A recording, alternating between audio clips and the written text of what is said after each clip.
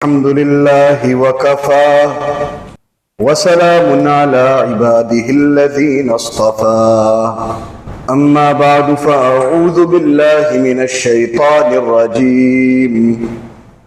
بسم الله الرحمن الرحيم كل نفس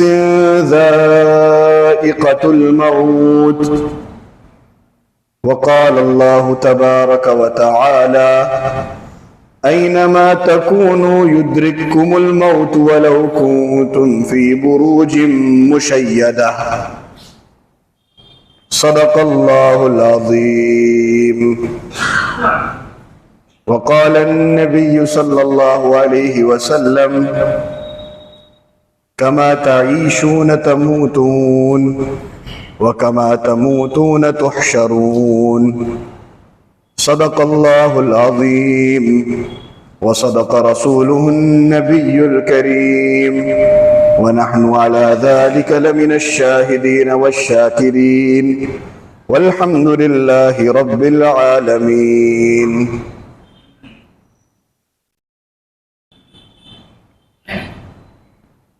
اللہ تبارک و تعالی نے جس چیز کے اندر بھی حیات مقدر کی ہے اس کے لیے موت بھی مقدر کی ہے. جس چیز کو اللہ تبارک و تعالیٰ نے وجود بخشا ہے اللہ تعالیٰ نے اس چیز کے لیے ایک ایکسپائری ڈیٹ بھی رکھی ہے. اللہ تعالیٰ نے قرآن کریم میں بیان کیا ہے کہ ہر چیز کو فنا ہوگی اور ہر چیز پر فنا طاری ہوگی سوائے اللہ تبارک و تعالیٰ کی ذات کے کہ وہی باقی رہے گا جب کوئی باقی نہ ہوگا. موت ایک ایسی حقیقت ہے کہ جس کا کوئی بھی عقل مند انکار نہیں کر سکتا. کسی بھی عقل مند نے موت کا انکار نہیں کیا. انکار کرنے والوں نے خدا تک کا انکار کیا ہے، اللہ کے وجود کا انکار کیا، خالق کا انکار کیا، مالک کا انکار کیا، لیکن کوئی بھی آج تک اور نہ آئندہ قیامت تک موت کا انکار کر سکے گا. ایک اٹل حقیقت ہے. فرق صرف ہمارے اور کافرین کے درمیان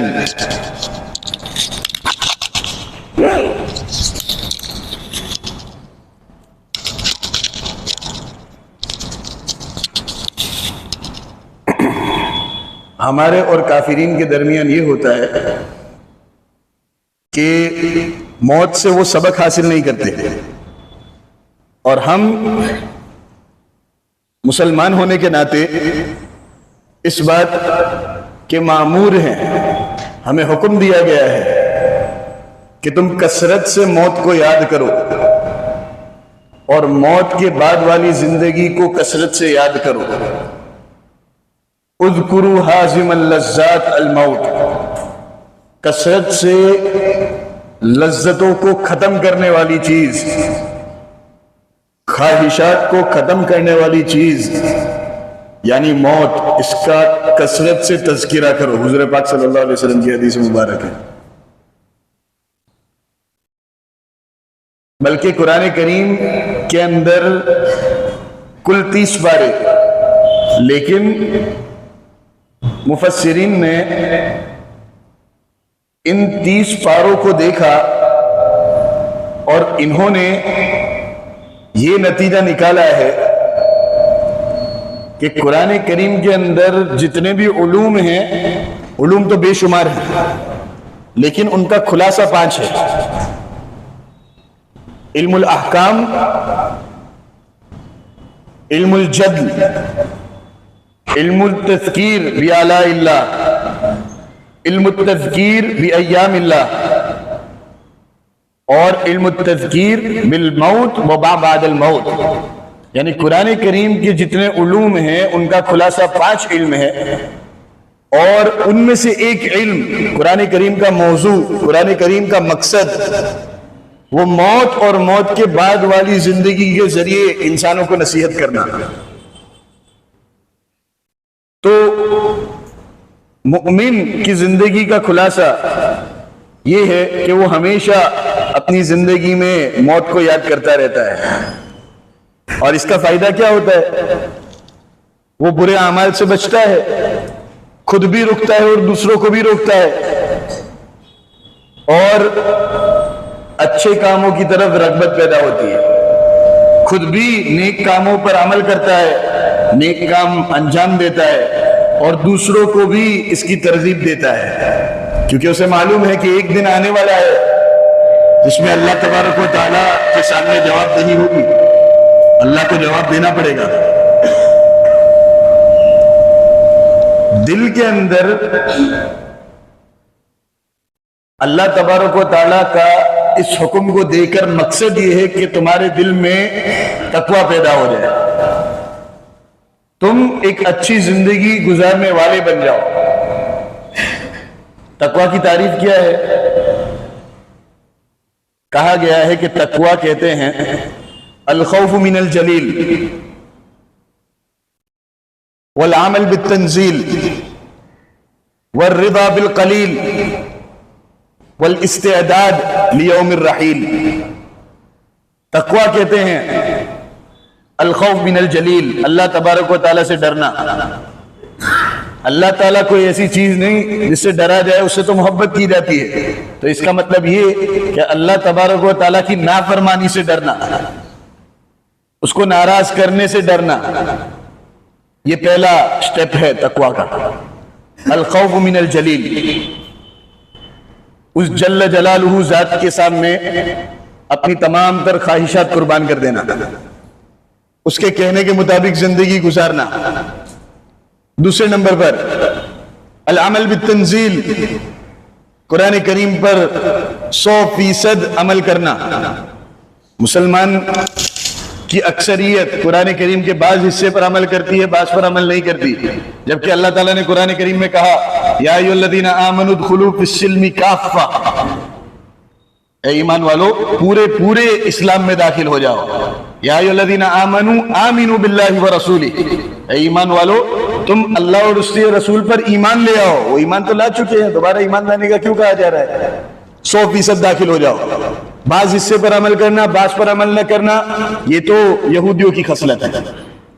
یا ایھا الذین آمنوا ادخلوا فی السلم کافہ، حضور پاک صلی اللہ علیہ وسلم کے عادات جب بیان کیے جاتے ہیں تو اماں عائشہ رضی اللہ تعالیٰ عنہ کہتی ہیں کان خلقہ القرآن، ایک وہ قرآن ہے جو پڑھا جاتا ہے، اور نبی کریم صلی اللہ علیہ وسلم ایک وہ قرآن ہے جو دیکھے جا رہے ہیں، چلتے پھرتے قرآن، 100% عمل قرآن پر۔ یہ مسلمان کی زندگی کا مقصد اور ہدف ہونا چاہیے۔ تو التقوی ہی الخوف من الجلیل والعمل بالتنزیل والرضا بالقلیل، اور تھوڑے پر راضی رہنا، یہ تقوی کا تیسرا سٹیپ ہے، تیسرا درجہ۔ اللہ تبارک و تعالیٰ نے آپ کو جو دے رکھا ہے اس پر راضی رہ کر اس کا شکر ادا کرنا۔ یہ مطلب نہیں کہ زیادہ کی کوشش نہ کرنا، آدمی اپنے بس میں جتنا ہے اس کی کوشش کر سکتا ہے، لیکن اس کے پیچھے اپنے دل کو تھکا دینا، بے چین ہو جانا، نہ ملے تو غلط اقدامات کی طرف متوجہ ہونا، حرام کمائی کی طرف متوجہ ہونا، کسی بھی طریقے سے مال آنا چاہیے، نہیں۔ آدمی مال کمانے کی فکر کرے، کوشش کرے، لیکن حدود میں رہتے ہوئے اسے اس بات کا ذہن میں استحضار ہونا چاہیے کہ میں کوشش جتنی بھی کر لوں مجھے اتنا ہی ہے جتنا میرے مقدر میں ہے۔ تو آدمی اپنے اعضاء کو تو تھکائے لیکن دل کو نہ تھکائے۔ جب اللہ تبارک و تعالیٰ ایک حدیث قدسی میں اس کا خلاصہ ہے، اس کا چھوٹا سا حصہ، پروردگار بندوں سے کہتا ہے، اللہ تعالیٰ بندوں سے کہتا ہے کہ جب میں نے رزق کا معاملہ طے کر ہی لیا ہے تو تھکا مت۔ تو علماء نے لکھا ہے تشریح کے اندر کہ تھکانے سے کس کو نہ تھکانا ہے، یعنی دل کو مت تھکاؤ، اعضاء و جوارح کو تو تھکانا ہے۔ کسب حلال ایک مسلمان کا فریضہ ہے، تو حلال کمائی کے پیچھے آدمی کوشش کرے، تقوی کا حصہ ہے، حرام سے اپنے آپ کو بچائے۔ لیکن ساتھ ساتھ میں آدمی نمازوں کا بھی پابند رہے، 5 وقت کی نماز بھی جماعت کے ساتھ وہ ادا کرنے کا اہتمام کرے۔ قرآن کریم میں تجارت کرنے والوں کی صفت بڑی خوبصورت اور پیاری بیان کی گئی ہے 18ویں پارے میں، رجال لا تلہیہم تجارت ولا بیع عن ذکر اللہ واقام الصلاۃ وایتاء الزکاۃ یخافون یوما تتقلب فیہ القلوب والابصار۔ اللہ تعالیٰ کہتے ہیں کہ بعض مرد ایسے ہوتے ہیں، اللہ تعالیٰ نے ان کو مرد کہا، یعنی حقیقت میں مردی یہاں پر ظاہر ہوتی ہے، مردانگی یہاں پر ظاہر ہوتی ہے کہ رجال لا تلہیہم تجارہ، یہ ایسے لوگ ہوتے ہیں جن کو تجارت غافل نہیں کرتی، جن کو خرید و فروخت غافل نہیں کرتا، معاملات لین دین کا سلسلہ اللہ تبارک و تعالیٰ کی یاد سے اور نماز کو قائم کرنے سے غافل نہیں کرتا، بلکہ جب تجارت چل رہی ہوتی ہے اور عین نماز کا وقت ہوتا ہے تو فوراً وہ نماز کی طرف لپکتے ہیں۔ اور خوبصورت سی بات یہ ہے کہ اللہ تعالیٰ نے قرآن کریم میں تجارت اور بے کا لفظ بیان کیا ہے۔ جب بے کہتے ہیں بیچنے کو اور تجارت کہتے ہیں خریدنے کو، ویسے تو تجارت ایک عام لفظ ہے، اس میں خریدنا اور بیچنا دونوں آ گیا، لیکن جب بے کا مطلب ہوتا ہے بیچنا تو علماء تفسیر نے یہ بات لکھی ہے کہ تجارت کا مطلب یہاں پر خریدنا ہوگا۔ تو اللہ تعالیٰ یہ بیان کرنا چاہتے ہیں رجال لا تلہیہم تجارت ولا بیع عن ذکر اللہ۔ آدمی اگر غور کرے تو خریدنے کے مقابلے میں بیچنے کے اندر نفع یقینی ہوتا ہے، اسے وہ آدمی بیچ ہی اس لیے رہا ہے تاکہ پروفٹ کمائے، تو آدمی جو بیچ رہا ہے تو بیچنے کے اندر نفع یقینی ہے، لیکن جب آدمی کوئی چیز خریدتا ہے تو اس صورت میں نفع یقینی نہیں ہوتا، ہو سکتا ہے کہ وہ دھوکہ کھا چکا ہو،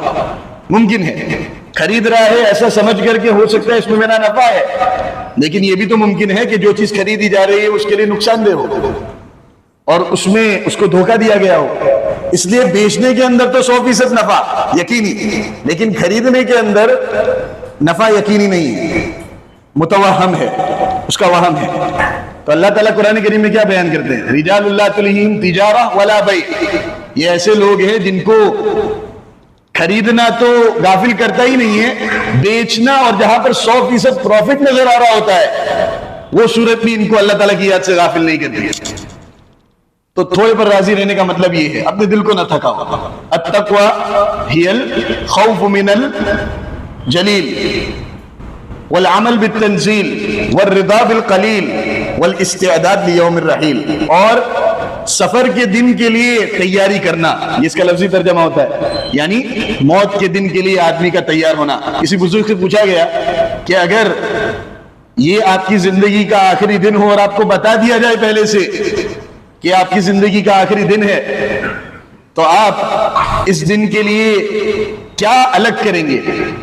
یعنی اس دن میں آپ اپنے معمولات کے اندر کیا رد و بدل کریں گے، کیا چینج لائیں گے؟ تو اس بزرگ نے جواب دیا کہ میں اپنے معمولات کے اندر ذرہ برابر بھی تبدیلی نہیں کروں گا، اس لیے کہ میں ہر دن اسی طرح گزارتا ہوں جیسے کہ وہ میرا آخری ہو۔ اس لیے اپنے آپ کو اس بات کا پابند بنائیں، عادی بنائیں کہ آدمی اگر موت کو کثرت سے یاد کرے گا، اس کے ذہن میں استحضار پیدا کرے گا تو انشاءاللہ وہ بہت ساری چیزوں سے جو ممنوعات کی کبیر سے بچا بھی رہے گا اور اللہ تبارک و تعالیٰ کو راضی کرنے والے کام بھی انجام دیتا رہے گا۔